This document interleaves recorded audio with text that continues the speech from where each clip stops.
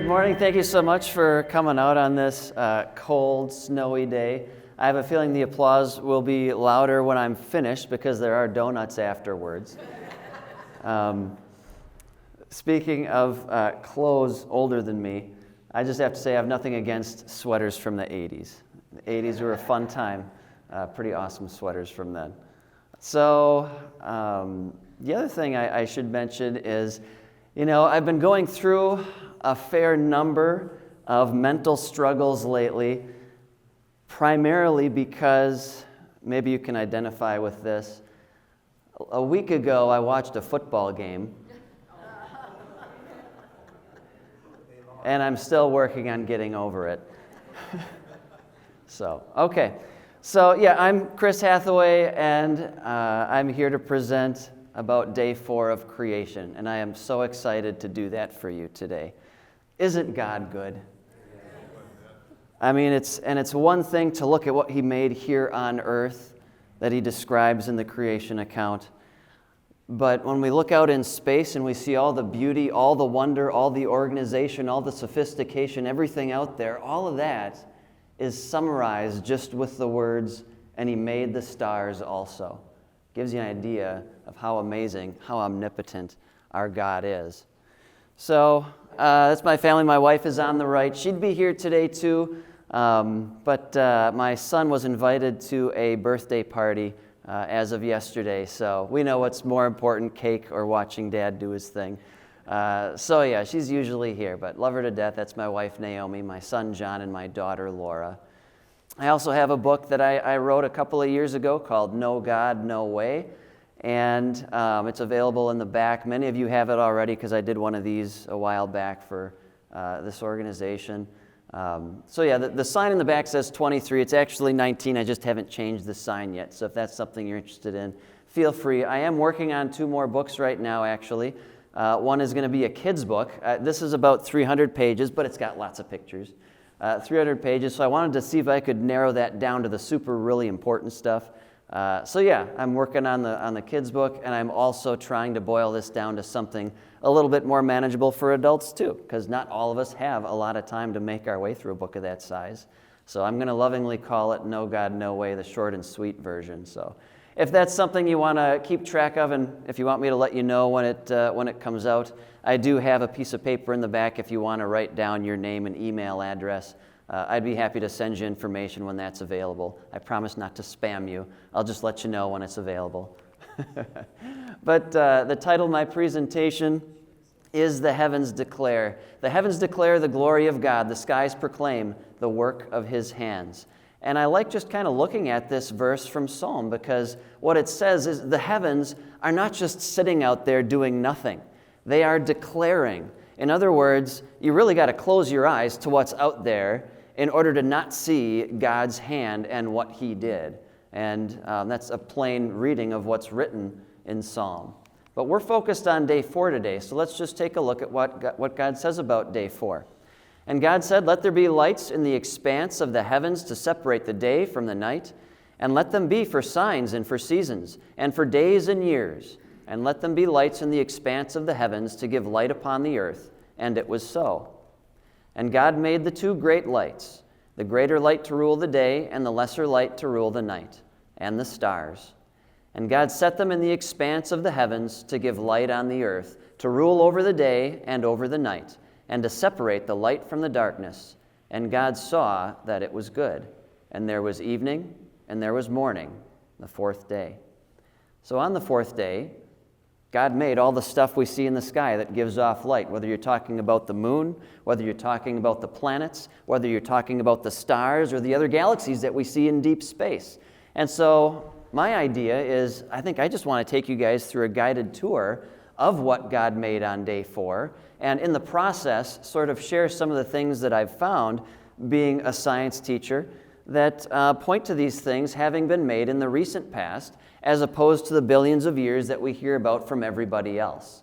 So let's begin our journey there, and that's going to be on Earth. So on Earth, I just thought it might be kind of interesting to learn a couple things about Earth you might not know. So everybody's interested in tornadoes, especially my students. So I thought, what is the most powerful tornado that there ever has been on Earth? And that occurred in 1925. It was called the Tri-State Tornado, and it swept through 3 different states, Missouri to Illinois to Indiana. And it was, it basically, the picture in the background is not it. They didn't have good enough cameras back then to take a good picture of it. But they kind of described it as, you can see up there, an amorphous rolling fog. So it looked like fog sort of going across the ground. It was that big. So this kind of gives you an idea of what people might have seen as it was rolling into their towns. Very devastating. We haven't seen anything of this magnitude since then. That was about 100 years ago. So yeah, big, high death toll. Anyone that was in the way really got destroyed. It was very sad. Another thing I thought would be interesting to see would be, we always hear about hurricane season, right? So I thought, what's the largest hurricane that was ever recorded? And this is a hurricane that occurred also in the 1970s, 1979 Hurricane Tip. And you can see the path it took right there, and that's Japan that it goes across. The area in red is where it was its strongest. So this is a satellite image of how big it was. But of course, there's not much you can do to see how big that actually is. There's no reference there. But if I put it against the United States, you can see how big these things can really get. When it went over Japan, it dropped a lot of water, but it had weakened considerably by then. But yeah, that's the largest hurricane that's ever been recorded. A couple other things about Earth. Earth has a magnetic field. How many people knew that? Good. It's a good thing we got that magnetic field, because without it, we'd all be dead. The sun gives off a lot of deadly radiation, and our magnetic field acts like a shield to deflect a lot of that radiation around us so it doesn't kill us. Well, this magnetic field points to the Earth being much younger than the 4.5 billion years that we hear about, because our magnetic field is getting weaker over time. Just over the last 150 years, it's gotten about 18% weaker. So there's no way at that rate of decay, at that rate of decreasing its intensity, that it could still be here if the Earth is really that old. So one of many things you're going to hear about that point to things being much younger than billions of years. And it's not like, of course, this is the only thing. If I was just focused on Earth, we could spend an entire hour together in addition to this. Everything just adds up and points in that singular direction. So let's go a little bit further beyond the Earth. Let's go to the moon here. What about the moon? So the moon is quite a bit smaller than the Earth, 2,000 miles across in diameter. It's got a lot of surface features. It is made up mostly of something called regolith, which is ground up rock. If you can imagine taking 2 rocks and just bashing them together, you're going to get a lot of dusty material as a result of that. And that's what the surface of the moon is like. It's very dusty. It's more fine-grained than even sand. It also has valleys, it has mountains, it has scarps. And what a scarp is it's a very quick change in elevation. And these things point to the moon being much younger than 4.5 billion years, because as the moon supposedly cooled down over that long period of time, it would condense. If you can imagine just trying to make your fist tighter and tighter, your thumb eventually has to move upwards. You don't have enough room for the rest of your fist there, so things have to move around. And scarps would result from that. As the moon condenses and gets smaller, you would have these real quick changes in elevation.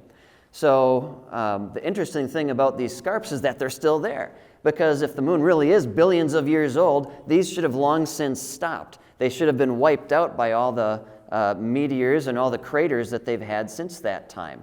But oftentimes we see, and if I could zoom in here I would, but on this picture there's actually a scarp where there's a crater on one end and a crater on the bottom. So the scarp is younger than the crater that it displaced. And that can't be if the moon really is billions of years old. Daytime temperature on the moon, 225. Nighttime temperature, negative 240. So it's a bit of a temperature change here. So next time you're a little bit chilly outside, just remember it's a lot colder on the moon. Of course, this depends on if the sun is facing you or not when you're on the surface of the moon. Obviously, astronauts have to have protection for this. This is one of the reasons that they have white spacesuits as opposed to black ones, because black ones would absorb all that heat. So solar eclipses are fun too. I got to talk about solar eclipses if I'm going to talk about the moon. A solar eclipse is when the moon comes in between the Earth and the sun and it provides a little shadow. This is another way that we can tell that God made the moon and He made the sun and He made the Earth and He put us in our exact positions, because it just so happens, if you don't believe the Bible, you have to just assume that it just by chance the sun is 400 times bigger than the moon. But wouldn't you know it, the moon is 400 times closer. So they look the exact same size in the sky. So when they line up, they create a little shadow that's put on Earth there, and you can see that little shadow would create a solar eclipse. How many people got a chance to see the solar eclipse a few years ago?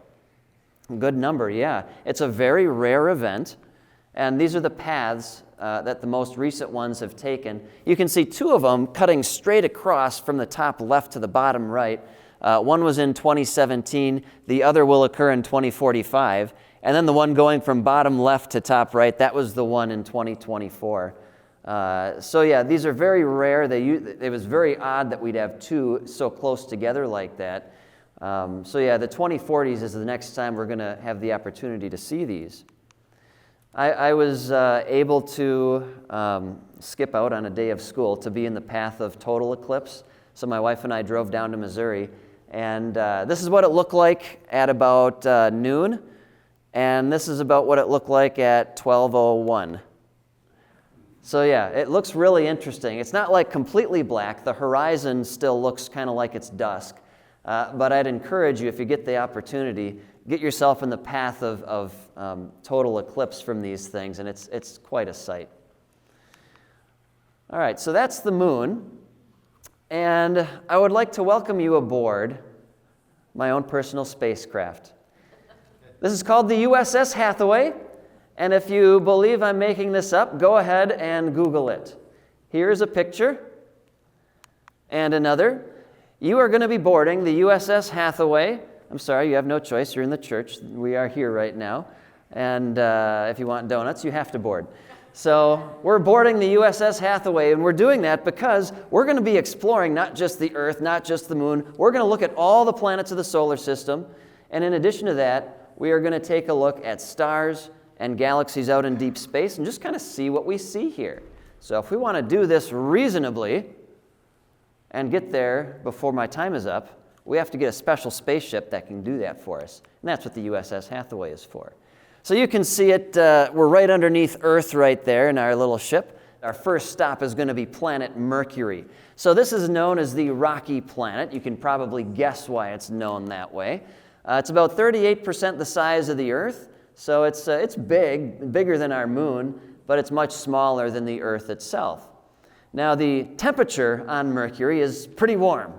It is a balmy 800 degrees when the sun is facing it. Any guesses on how cold it gets on the opposite side? Anybody want to throw some numbers out there? Yeah. 390. 700, 390. On the opposite side of Mercury, gets down to negative 315. And the reason for that is because Mercury does not have an atmosphere. So it's not able to hold in and hang on to those temperatures the way the Earth does.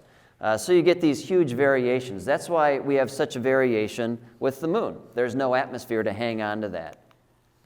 A lot of surface features on Mercury. We've got craters, highlands, valleys, plains, mountains, all sorts of things. The biggest thing we'd notice on planet Mercury would be something known as the Caloris Basin, if we're just kind of flying around, walking around. And what it is it's the leftover crater from a gigantic meteorite impact.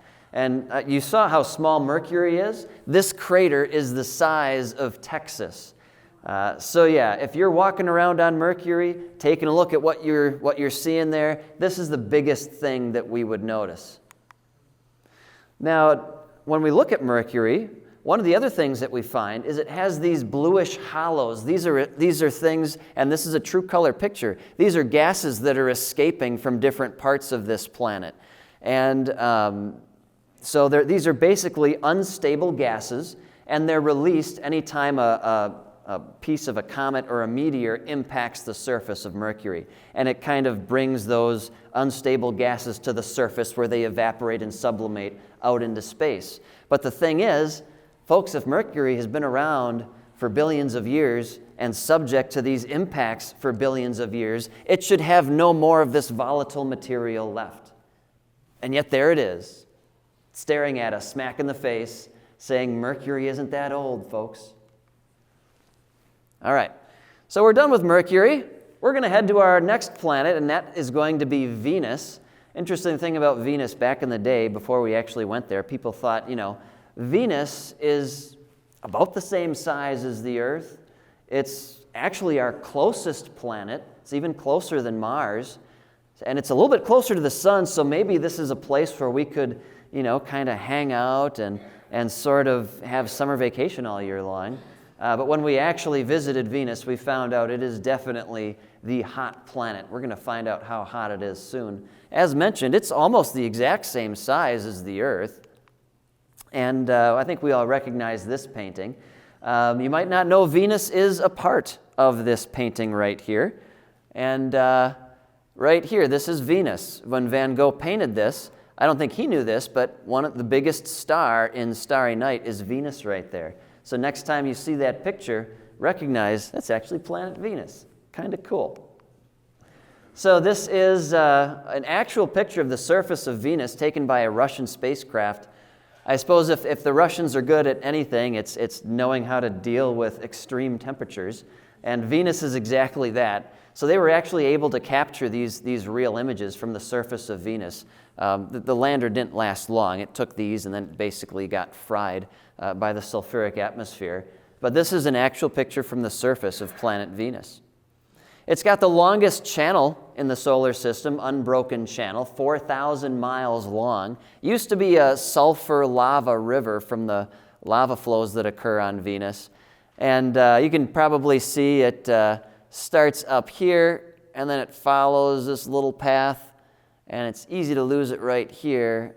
And it comes down across, finishes right there. So that's unbroken. It's not an active river of lava right now, but it was in the past, and it was, I'm sure it was something to behold. Daytime temperature on Venus, 864 degrees. Folks, that's hotter than Mercury. Oh my goodness, does anybody know why Venus is hotter than Mercury? Absolutely, the atmosphere holds the heat, the greenhouse effect. All that heat from the sun comes into Mercury, and it into Venus, and Venus says, oh, sorry, you're not leaving, you're not going anywhere. It holds it in like a great big blanket. And so, 864 degrees. For me, I try and bring these temperatures into something we can understand. And the way I can understand it is I have a lot of frozen pizza. It is what it is. And so when I set my temperature on my oven, it's usually about 400 degrees. So this is over twice your standard frozen pizza cooking temperature. So Venus is not worth going to because you can't even cook a pizza there, folks. Don't waste your time. Any guesses on how cold it gets at night on Venus? It holds the temperature, true? Guess what? 864 degrees Fahrenheit. That atmosphere is so strong that it doesn't matter what time it is, day or night, it's the exact same temperature on both sides. 864 degrees. You still couldn't cook that pizza at night. Interesting thing about Venus, the way our solar system supposedly developed by the secular story is you have this huge swirling dust cloud in space, and it begins to coalesce and come together in the middle, which would form the sun. And then it does so a little bit further out to form the planets of our solar system, including Venus. So what that means, if that cloud was spinning in one direction, all the planets that are going around it ought to be spinning in that same direction too. But Venus isn't. I can almost hear God saying, I'll just flip this one the other way. That'll get them thinking. But this doesn't make sense from the nebular hypothesis, is what that's called. So obviously they have to try and figure out how this could possibly be, because they will not allow evidence like this to upend their belief in billions of years in the Big Bang. And really the only explanation they have is that Venus was captured. It was a rogue planet, and our sun captured it, and it is now in our solar system. But as you can imagine, lots of issues with that. If Venus was captured, you'd expect it to have a very elliptical orbit, very much oval-like. But when we look at the planets of the solar system, guess which planet has the most perfectly circular orbit around the sun? Right? Venus. It's like God saw this coming, and he's like, you can't possibly believe it happened that way. You can see God's hand at work. So that's it for Venus. Let's go to our next planet, Mars. And of course, the goal is to get to Mars in the 2030s. I'm personally excited for the Artemis program. I think it's in this year. They plan on sending people around the moon and back home, and then next year to actually have some folks land on the moon again. Mars would be later on in the 2030s, so it's interesting to see what happens with that. Mars is the dusty planet. It's mostly made up of iron oxide, which is basically like rust. So if you've ever touched rust on your car, that's the sort of thing you'd feel when you're walking around on Mars. 53% the size of Earth. You can see the diameter there. It's got all these channels, which really indicate that there used to be liquid water here. And these are just some close-up pictures of what we'd see if we're just a couple of miles above the surface. And this is what it looks like on the surface. Doesn't look too much different from what we would see in a desert landscape here on Earth. Very sandy.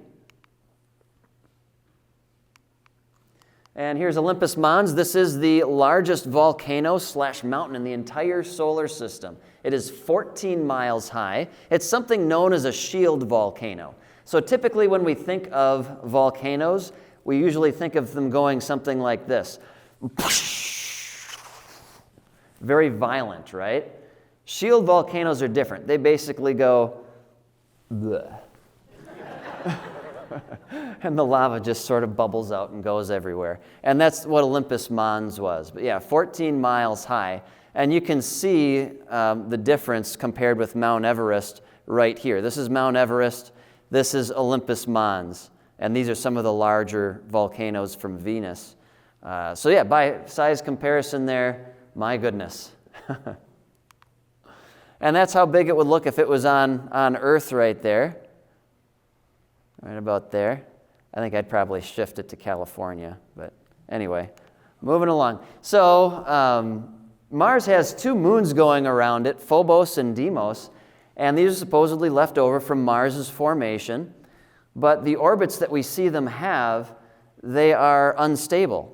And they're eventually going to fall into Mars. But the thing is, the orbits they have right now cannot be true if they're left over from a 4 billion-year-old creation of the planet Mars. And it's actually made people say, well, these might be disguised satellites that were put up there by aliens who lived on Mars ahead of time. And it's, again, this is the stuff you got to reach for when you start denying the God of the Bible. When you start going against God's word being true and his account of creation being true, you got to reach really hard for stuff like this because there's no other plausible explanation. So that's Mars. We're not going to go to Jupiter next, though. We'll get there, but not quite yet. We're going to go to the asteroid belt. This separates Mars from Jupiter. So asteroids look kind of like this, very irregularly shaped. And there's a couple of these out there. The biggest one is Ceres. It's about 600 miles across, largest asteroid discovered. You can't see it with your naked eye unless you have a telescope pointed at it. And the interesting thing about Ceres is that it actually has some geological activity associated with it. As you can imagine, if this had been made billions of years ago, all that geological activity would have long since ceased because it over that amount of time, a place this small would have cooled down both on the outside and on the inside. You should have 0 tectonic activity. and yet we see volcanic activity happening on Ceres, almost as though it's not really billions of years old. Now we can go to Jupiter. Jupiter is the biggest planet out there. It's a very stormy planet, 11 times the size of the Earth. It is absolutely massive. And it's got a lot of neat watercolor-looking things associated with it. This is a popular planet for people to produce artistically, and you can see exactly why that is. So you got this guy right here. This is known as the Great Red Spot. It's a giant hurricane, and it's you can see, even though it looks kind of artistic, it looks almost peaceful, but it is anything other than peaceful. This is an enormous hurricane that's about 2 times the size of the Earth, with wind speeds whipping around it at a consistent 400 miles an hour. Our strongest hurricanes usually top out around 200, and this has had sustained winds probably since God made it on day 4. Travels around Jupiter every 6 days, and it's twice the size of the Earth. Now, Jupiter is interesting because when we look at Jupiter, we can use a fancy thing called spectroscopy to figure out what gases are present on the planet Jupiter. And it's got a couple gases that the scientific community were absolutely shocked to see. And the reason for that is these gases, particularly argon, krypton, and xenon, these are not stable at Jupiter's distance from the sun. The sun would have dissipated them if Jupiter coalesced in a slow and gradual process over millions and billions of years. And yet there they are, present on Jupiter, almost as though Jupiter hasn't been around that long. So now that we're talking about Jupiter and some of these outer planets, they have some of their own moons that are kind of interesting. So I want to make a quick stop at some of the big moons of Jupiter. First off, I want to look at Io. Looks kind of like an ugly moon, doesn't it? Sort of that yellowish color. And it's yellowish because it's very sulfuric. It has a lot of sulfur going on there. And it's the most volcanically active body in the solar system. It's pulled on by a bunch of things. Mostly it's pulled on by Jupiter in one direction. So you got that massive planet, and you can see Jupiter in the background in this picture. This is exactly what it would look like if you stood on Io looking at Jupiter. Very huge look at Jupiter there. It gives you an idea of how close it is. And because it's pulled on by both Jupiter one way and the other big moons of Jupiter the other way, it's kind of twisted and it goes back and forth. If you've ever taken a paper clip and you've gone like this over and over and over and over again until it breaks, any idea what it feels like if you were to like hold it up to your cheek or something? Feels a little warmer than when you first used it. And that's because you're bending it back and forth. It's heating up on account of that friction. And that's what's going on with Io. As it's pulled in these different directions, its interior is heated up, and all that heat expands, and it has to go somewhere, and it ejects out of Io. Now the thing is, if this has been happening since Jupiter's formation, because Jupiter's moons are supposedly left over from Jupiter's formation, then it should have long since run out of stuff to eject from its interior. It should, like everything else in our solar system, be a dead world. But it's not, almost predictably. Then there's Europa. This is a fun one. So Europa looks like this, sort of like a cracked eggshell.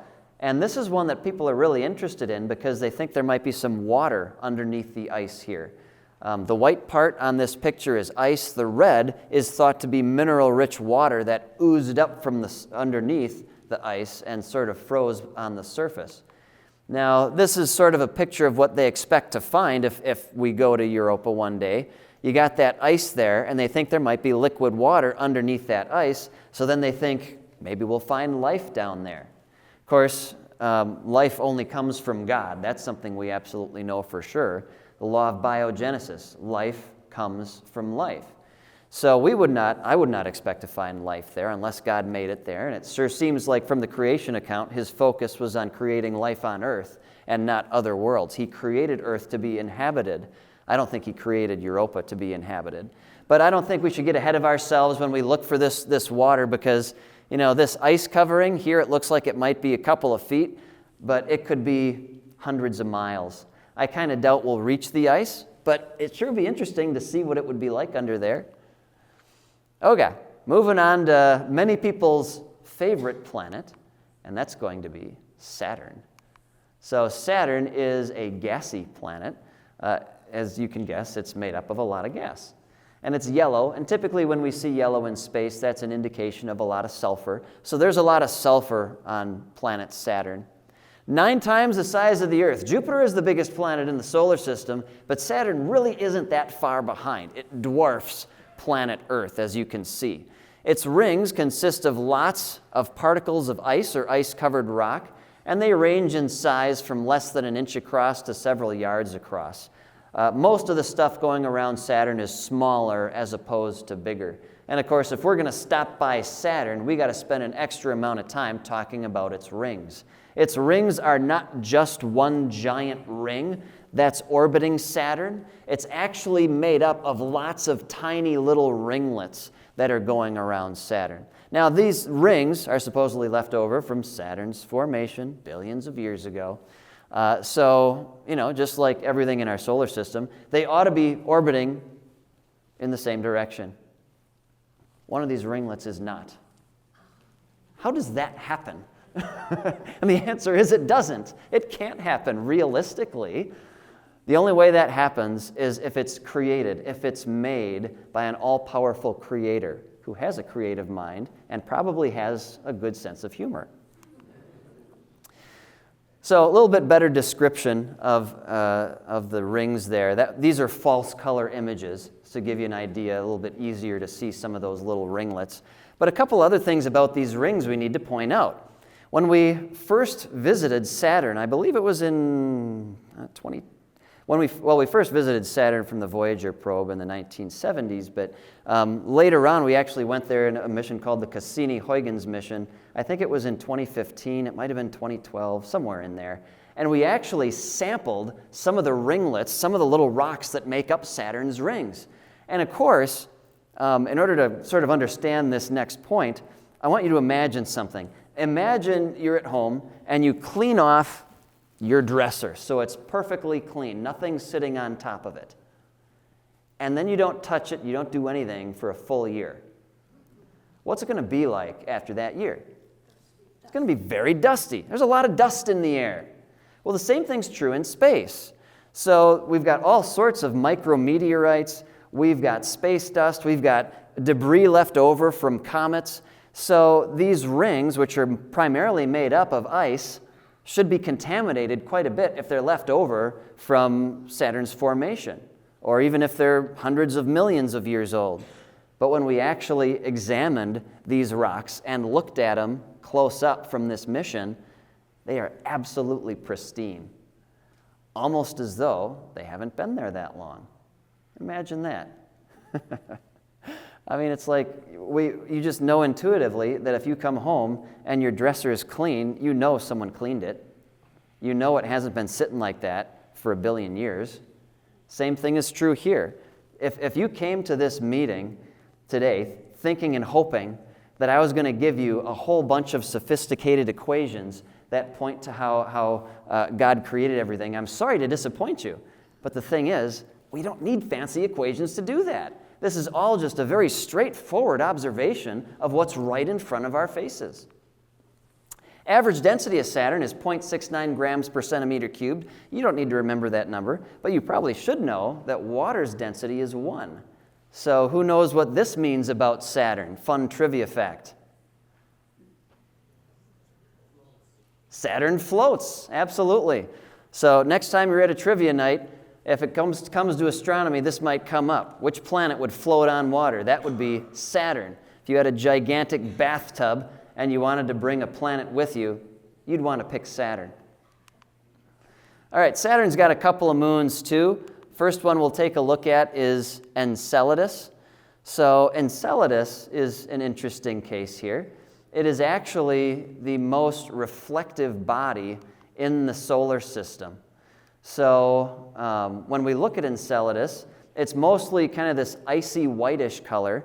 And the reason for that is because it's got lots and lots of cryo-geysers. These are geysers that shoot up water and ammonia and other volatile materials out into space at high rates of speed. so fast that a lot of it actually leaves the moon of Enceladus. So this is Enceladus's orbit around Saturn. You can see it's constantly running into its own debris that's been launched out into space. So it's constantly got this snowfall basically on its surface.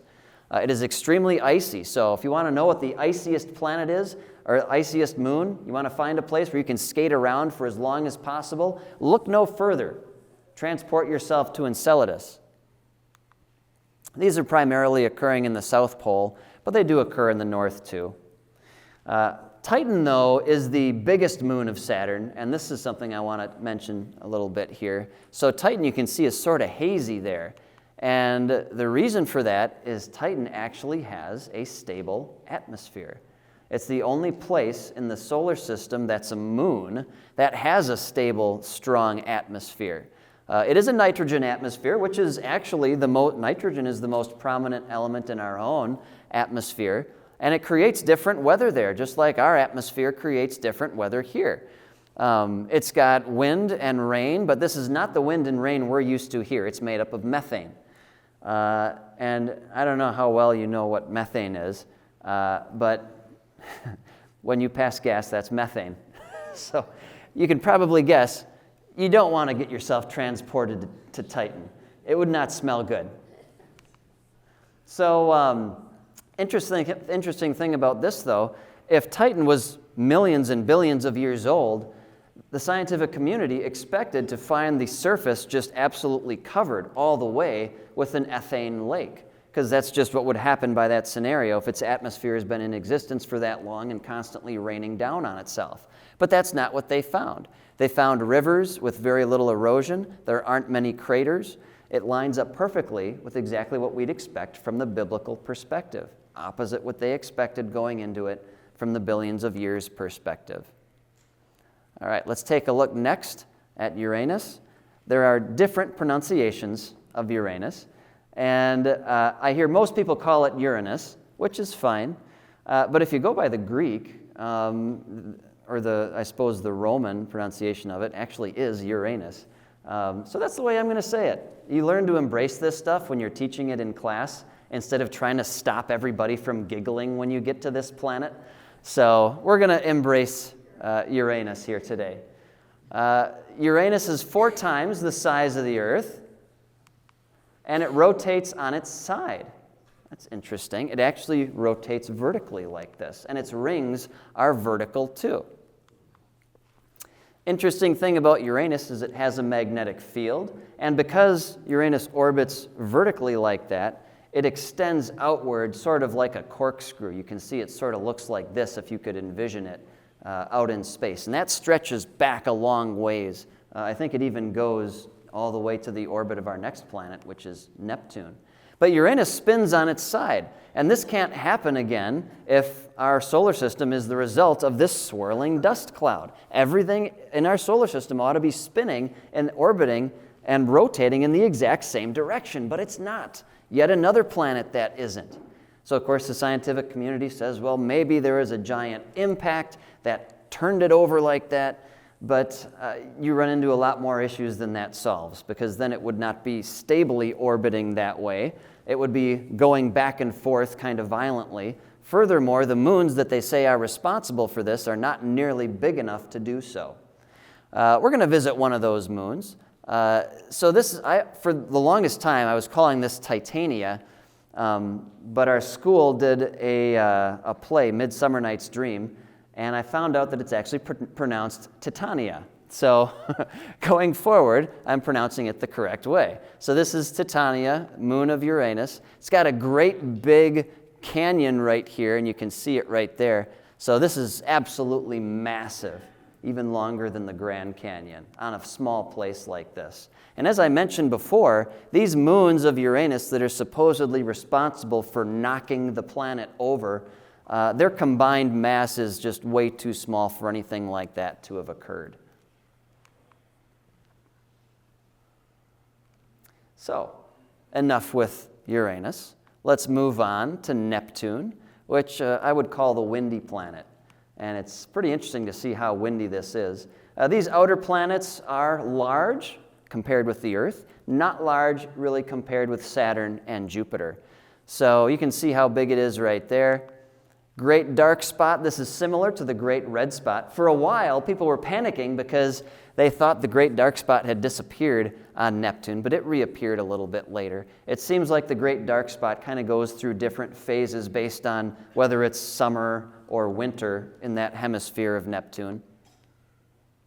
The zoomed in picture there, and the white parts on Neptune are the parts you'd really want to look out for if you happen to be falling into this planet. That's where the really high wind speeds are. Any part on this picture that's white is a wind speed of about 1,500 miles an hour. Anybody know how fast the speed of sound is on Earth? 700 something, absolutely. So this is more than Mach 2 right here, and this is a consistent wind speed. If you fell into Neptune at that rate, you'd just like be buzzsawed by the wind. The pain would only last a second, though, so we'd have that going for us. Moons of Neptune, not a ton to talk about here, but it does have one moon that's really interesting, though, and that's going to be Triton. Sort of looks like a cantaloupe if you've got a good imagination. And some fun things happening on Triton. You can see this sort of grayish area here on the horizon, and they think that might be an atmosphere.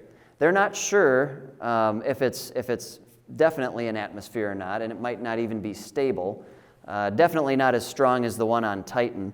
But one of the reasons they think it might have an atmosphere is Triton has these things called cryogeysers that are coming up, just like on one of the other moons that we went to, and on Enceladus. And you can see the dark edges here. You can see like darkness here and these dark splotches. They're all kind of angled up and to the right. So what they think is that there's an atmosphere on Triton, and the wind from that atmosphere is what's blowing all this stuff from these cryogeysers in the same direction. So that would be an interesting sight. I believe this is not a real image. I think this is artistically created. But yeah, this is the idea. You'd have that cryogeyser, which again is spitting out water and ammonia and other volatile materials out, and then it gets carried along by the wind when it reaches that atmosphere right there. Now, cryovolcanoes are also common on Triton. These are like cryogeysers, but much more powerful, and they would eject this stuff much higher up into space. But yeah, you'd have both of these to contend with if you were there on Triton. This is something you would not want to get in the way of. Obviously, you don't want to be in the way of lava here on Earth, but the speed at which this stuff is ejected, it's like if you try and put your hand in there, you're not going to have a hand when you try and bring it back to yourself. So, as you can imagine, this is kind of the same story as Enceladus. These cryogeysers would have long since run out of stuff to throw out into the atmosphere if Triton is really left over these millions and billions of years. It would have long since stopped doing that. So let's head to Pluto next. Now, when I started teaching in 2011, this was the best picture that we had of Pluto right here. Just this thing, it was a compilation of information from the Hubble Space Telescope. But we finally visited Pluto for the very first time in 2015, and this is what it really looks like. How many people have seen this image before? Just a few, okay. So when we flew past Pluto in 2015, we took some very high-resolution images. And of course, you can probably guess what the scientific community expected to find when they flew past Pluto. They expected to find, obviously it's a small world, so they thought it would be this cold, dead, uninteresting world. Just this little frozen ice ball, not really worth visiting. That's why it took us so long to get there. But it turns out they found the exact opposite. Pluto is smaller than our own moon. I still think it should be a planet, though. But you can see this is the surface of Pluto. It's got nitrogen ice here. And this nitrogen ice is interesting. It's different from water ice. Water ice is very hard. You can skate on it. Nitrogen ice, the bonds that make up nitrogen are weaker than the ones that make up water ice. So if you walked around on this ice, it would be kind of like walking around on a stiffer version of silly putty. And that allows it to flow in and around different mountain ranges on Pluto, which, by the way, are currently being made. Wait a minute, though. This is such a small world. It's been out there so far away from the sun for these billions and billions and billions of years, it should have since frozen up on the outside and on the inside. There shouldn't be any geological activity here. But that's not what we find.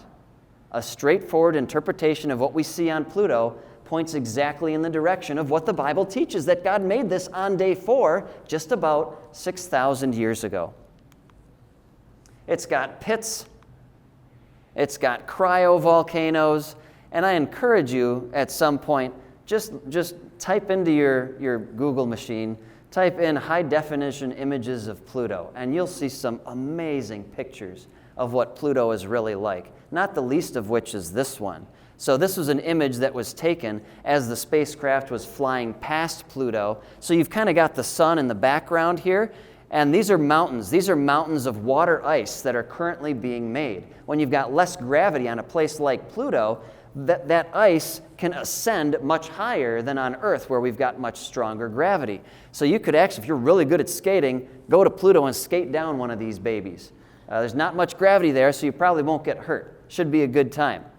But there's something else that we noticed. What do you suppose this haze is? An atmosphere. Guess what Pluto shouldn't have? An atmosphere. Because at this distance from the sun, if Pluto even had an atmosphere for a small amount of time, the solar wind from the sun should have long since blown it away. And we are actually noticing the solar wind is blowing away this atmosphere. And the rate at which it's blowing it away means it can't still be here if Pluto's really that old. It points exactly in the direction of what the Bible says God did on day 4. And we watch a short documentary on Pluto in my class because I love little Pluto. And every time someone in the video says how young Pluto is, in my astronomy class, I have a little sound effect that I make, and it goes off like 6 times. They can't stop saying how young Pluto looks because they were not expecting that. So there's also another little place called Eris, but we're going to skip that for now. It was discovered in 2006. It's another dwarf planet officially, about the size of Pluto. But we're going to go to the stars now, folks. We're done in the solar system for a little bit. We're going to turn on our super hyper jet boosters, and we're going to find ourselves among the stars. Now, in this image right here, this is probably the most important image that I have in this presentation. How many people in here know how to find the North Star? All right, about half. Well, if you don't walk away with anything else today, you're going to walk away knowing how to find the North Star. Someone shout out what this is. That's your Big Dipper. You want to find the North Star? You want to find the star that all the other stars in the solar system rotate around?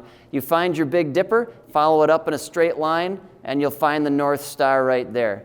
So all the stars at night rotate around that North Star right there. So when you see it in the sky about 45 degrees up, it's there day or night. It does not move, and all the stars rotate around it.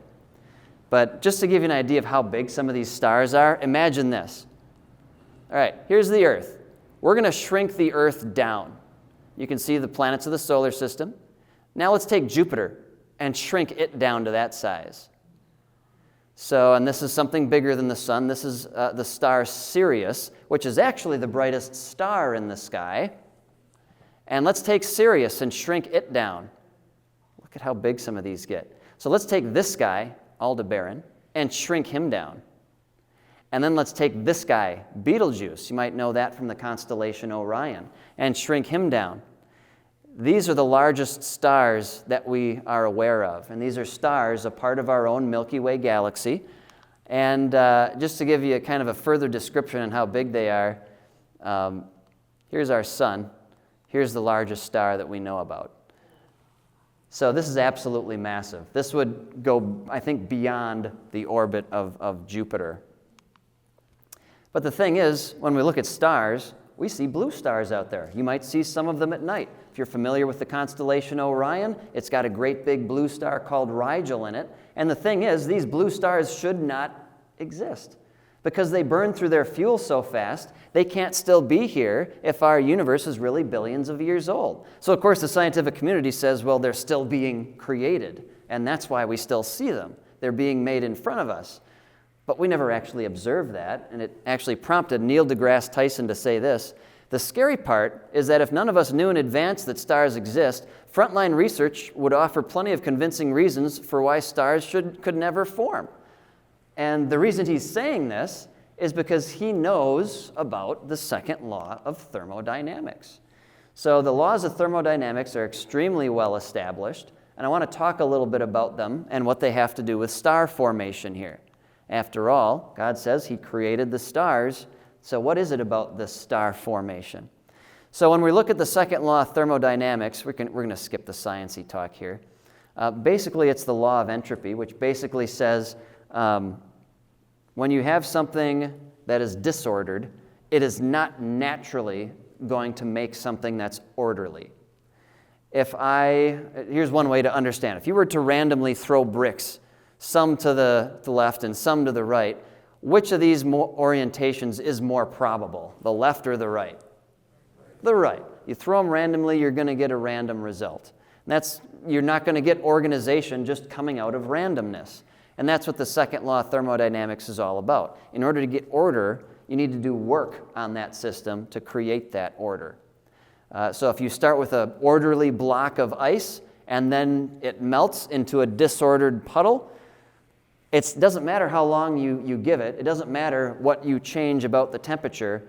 That puddle is not going to naturally organize itself back into an ice cube. It just doesn't work that way. You got to scrape that water back in your ice cube tray and throw it back in the freezer. You got to do work on it. So the thing with this is, just imagine I passed out a whole bunch of cigarettes right now and we all started smoking. Aside from me being ushered off the stage and probably not being asked to come back, what would happen in this room? It'd get all smoky. Would that smoke begin to coalesce and come together in the shape of a sphere right up here by the podium? No. Would it start to form a pyramid right by one of these lights? No. Gas does not naturally do that. We know that by the ideal gas law. It's also known as Graham's law. It naturally spreads out to fill the space that it's given. So gases are not going to naturally collapse in on themselves to create a star or a galaxy or a planet or anything else. This is what real science done in the lab says today. And that's why the second law of thermodynamics is such a strong argument in the direction of exactly what the Bible teaches. Order does not come from disorder. It only comes about when you have an organized person, a creator, the God of the Bible, making this stuff. That's the only way you can get it. And the funny thing is, the secular scientific community actually used to believe this too. This is a secular textbook that was in wide circulation in the 70s and 80s, and this is how this textbook was concluded. The authors see the second law of thermodynamics as man's description of the prior and continuing work of a creator who also holds the answer to the future destiny of man and the universe. They're being honest with themselves. They are experts in thermodynamics, and they're carrying their knowledge to the conclusion, a very plausible conclusion, that you need a creator, you need a designer to make this organization in the first place. Now, of course, you would not see this in a textbook today, because they've got both feet in the naturalistic evolutionary worldview. But when they were free enough to actually let the science go where it naturally would go, you could see this. And it was very easy to notice. Now, we're talking about stars and starlight here, so I have to make sure I talk about starlight travel. Because probably the biggest question that gets asked of us as Christians from the astronomy world is, well, we're seeing light from these stars that are millions of light years away. So it should take that light millions of years just to reach us. And we're seeing light from other galaxies that are billions of light years away. So doesn't that mean that the world must be billions of years old? Because that light needs time to reach us. It should need billions of years just to get here. So doesn't that totally disprove the Bible? And of course, you know the answer I'm going to give is no, it does not disprove the Bible. And before I kind of give you my preferred way of answering this question, I want to caution us all here when we're looking at this issue. Because imagine, it's one thing to try and dive into the science and explain how this happened and what God did on day 4 with this starlight. But we have to acknowledge that in the days of the creation week, miracles were the norm here. The physical laws that God made to define our world were not the natural occurrence. Miracles were the natural occurrence. God went against the law of biogenesis, and He created life Himself in a miraculous way. So just imagine, the day before day 4, God created the plants. He created vegetation and trees. And He did that on one day. So imagine being in the Garden of Eden on day 4 after that, or any number of days after that, and you look at one of these plants that God made. Imagine digging it up and trying to use science to explain how God did it. You're probably not going to be able to do that. You might have some ideas, you might get some explanations, but you certainly can't be dogmatic about it because He did it in a way that science cannot really explain. The earth brought forth this vegetation. This is not something we see occurring naturally in our world today. So I just want to advocate caution when we look at these explanations. That being said, let's take a look at what God says on day 3. God says, "Let the earth sprout vegetation," and it was so. The earth brought forth vegetation, plants yielding seed, and fruit trees bearing fruit. So when I'm looking at this, it seems to me, and this is brought forth from the ESV, which is a very literal translation. Literally means the earth brought forth this vegetation on that day. So in my mind, it's like if you've ever seen those nature documentaries where you see the plants sort of coming out of the ground and wiggling up and fast forward, that's, in my mind, that's my guess as to what I would see if I was standing there. So folks, if He brought forth that vegetation miraculously like that on day 3, He probably brought forth, in my mind, the starlight on day 4. So I like this explanation, and it was sort of made popular by Dr. Danny Faulkner, if you're familiar with his work. And I like it because it's exactly in tune with what God did on day 3 of the creation week. He brought forth those plants to fulfill their purpose because He didn't want to make Adam and Eve wait 10 years for an apple tree to grow so they'd have something to eat. And He didn't want to wait billions of years for the starlight to reach us so they could fulfill their purpose. Their purpose was to serve for signs and seasons. And He made sure that they fulfilled their purpose immediately. I don't really see a way He would do that without using a miracle. I believe He brought forth that starlight, just like He brought forth the vegetation on day 3. This is the purpose that God gave for the starlight, to serve for signs and seasons. So it had no choice but to follow exactly the purpose that its maker laid out for it. And there are other explanations too. Kind of the two big names on this are Harnett and Humphreys. The reason I'm not a fan of the conclusions they draw is basically they say that time is different out in deep space, and when God stretched out the heavens, you've got clocks going faster in deep space. And then we're seeing these galaxies then after they've been around for billions of years. But when I look at these galaxies, folks, they don't look billions of years old to me. And I'll tell you exactly why. When we look at these galaxies and how the stars are orbiting the center, you can probably tell this is orbiting in a counterclockwise way here. So in order for something to be in orbit, like the Earth, we're orbiting the sun, we have to be orbiting the sun at a very particular velocity in order to remain in orbit around the sun. It's about 15,000 miles per second, I think it is. We're booking it around the sun. If we were going any slower than that, our orbit would eventually decrease and we'd fall into the sun and get vaporized.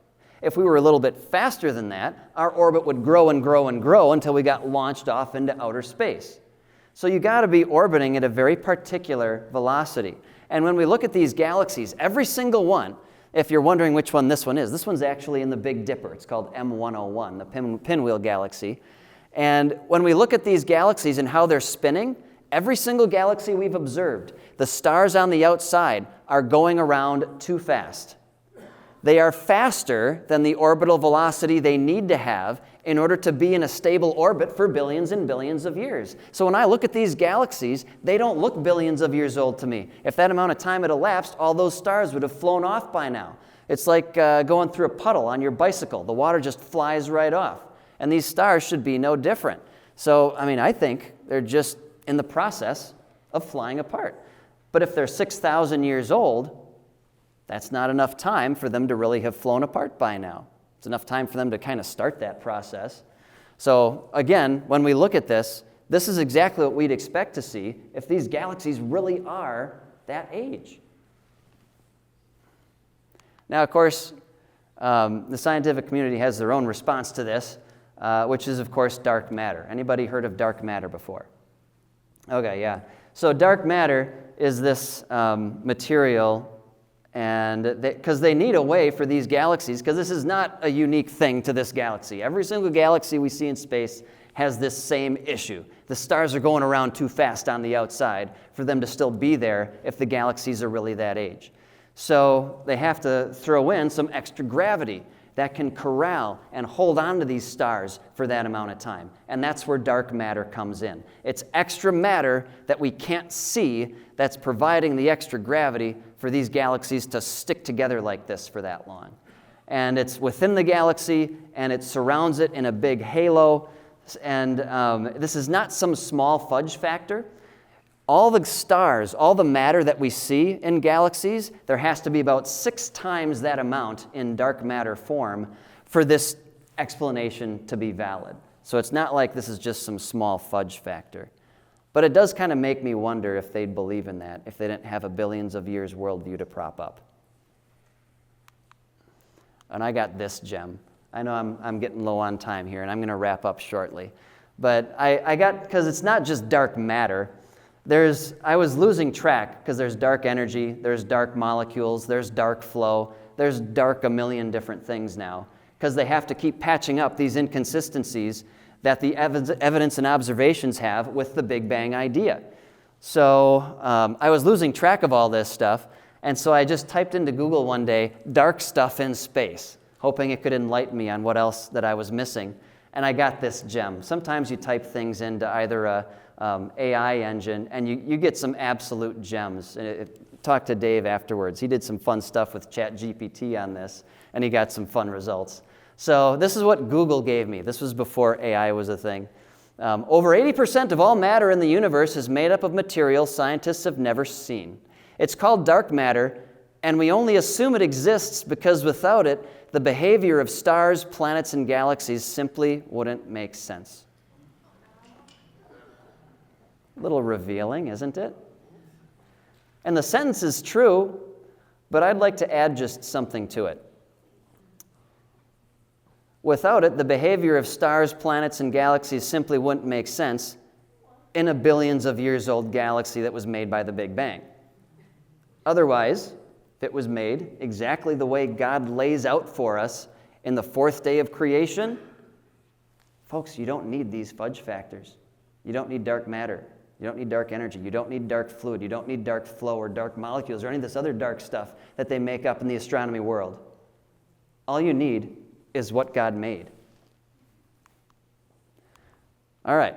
So I'm going to go past some of this stuff with the sun because I want to make sure I wrap up on time here. But the big thing with the sun is the faint young sun paradox, because if life first supposedly arose on Earth 4.5 billion years ago, as you can imagine, the sun was much younger back then. Much younger, giving off less heat and light. Therefore, by that timeline, the Earth would have been completely frozen because the sun wouldn't be giving off nearly as much heat as it is right now. As you can imagine, life is not going to spring forth from non-life in a frozen ice ball. Solar flares are cool. I'm going to get to the end here, though. I promised some fun pictures here. So solar flares would be dangerous if we lived on any other planet, but we've got just the right perfect planet that God made for us with a perfect magnetic field and a perfect atmosphere. And he took this deadly radiation and basically he turned it into a nice little light show for us. We're just going to see a couple of these pictures. These are the northern lights, and this occurs when you've got these solar flares sending this radiation our way, and they impact our atmosphere. God made it so that when the light hits our atmosphere and they interact with it, they create this fancy little light show.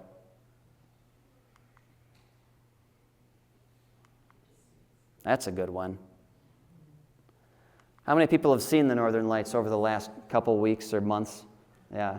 Definitely get out there. If you see the news say that they're going to be coming, do it, because this is something that's very rare. We're being spoiled right now at the moment. And that's what it looks like from space. The heavens do declare the glory of God, folks. The skies proclaim the work of his hands, and they do so actively. This is not a passive thing. The heavens are screaming at the top of their lungs that God made them, and he made them perfectly 6,000 years ago. So, thank you again so much for having me. It